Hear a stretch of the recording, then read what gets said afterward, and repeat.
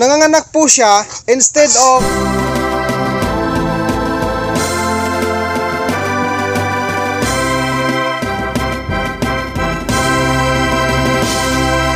magandang araw po sa ating lahat. Welcome back po sa aking channel. Topic natin ngayon guys sa video na ito ay tungkol lamang po sa update dito po sa aking small backyard piggery. Guys, ito pong aking mga mahiwagang karton, mahiwagang kisame sa baboy at dodong. Ayan guys, pagpasensyahan nyo na po yung image ha. Kasi po beginners no, ang style na ito, yung mga karton na to, dahil po sa mainit na panahon, ayan hanggang dito yan. Halika, pakita natin, halika. Ayan. So, mga baguhan dyan, mga kababayan kong baguhan po sa pag-alaga ng baboy, kung ang inyong baboyan po ay mainit, no, kasi mababa nga po ang bubong, maaari po tayong gumamit sa ganitong halimbawa, karton bilang kisame. Backyard piggery tayo, small backyard piggery, si Dodong po ganyan. Kaya ito ang isa sa mga discarding maganda na mabawasan po ang init na dadapo or babalot sa aking baboy na hen. Hanggang dito yan guys, oh. Hindi pa nga tapos na dito lahat eh. Ayan. So medyo makalat yung mga trapal, cellophane kasi nga panahon ng taglamig, tag-ulan ay binababa ko yung mga trapal na yan. But as of now, mainit ang panahon, akin pong tinataas sa mga trapal para maganda ang flow sa hangin dito sa aking babuyan.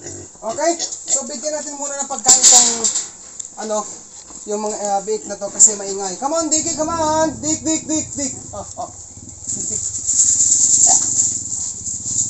Dry feeds na.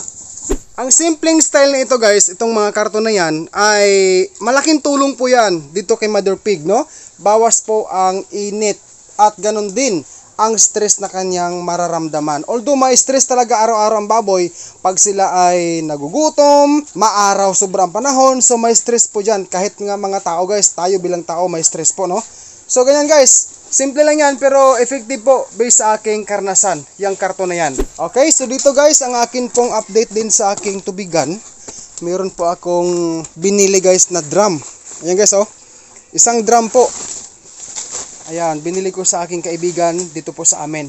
So, ang bili ko nito ay 1,200 pesos. 1,200 pesos. So, yung aking sprayer po, ito po. Oh, gumagana to guys eh. Ayan. So, sinit up ko na kanina. Tapos, ginawan ko po siya guys ng, lang guys, para-paraan na lang na stand. Itong kawayan po. Ayan. So, bini ako. Ginawan ko ng stand. No, pampinubri lang talaga to guys ang aking mga estilo sa aking babuyan, pero kahit ganun po, kahit na pampinubri lang, pero nakakatulong po, malaking tulong po sa akin bilang isang small backyard hog raiser. Okay, meron pa ho dito.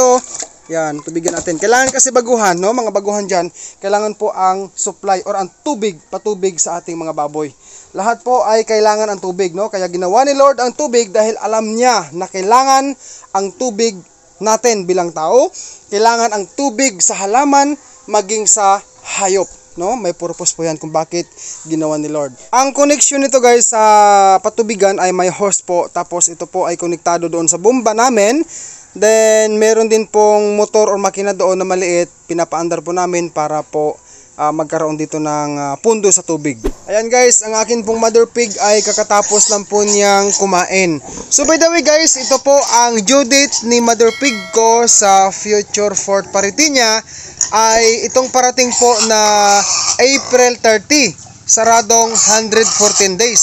Pero sa akin pong guys, sa akin pong naranasan sa baboy inahin na ito, nanganganak po siya instead of 114 days old since AI ko sa kanya, nanganganak po siya guys sa pagsapit lamang po ng 113 days old since AI ko sa kanya. Yun po ay nangyari sa unang parity, pangalawang parity at pangatlong parity. So dito guys sa future fourth parity niya ay patuloy po akong nagmumonitor, nagmamanman, araw-gabi guys, chinicheck ko po ang mga baboy ko dito sa akin pong small backyard piggery kung okay ba sila sa kanilang kalagayan sa araw-araw na akin pong pag-alaga sa kanila.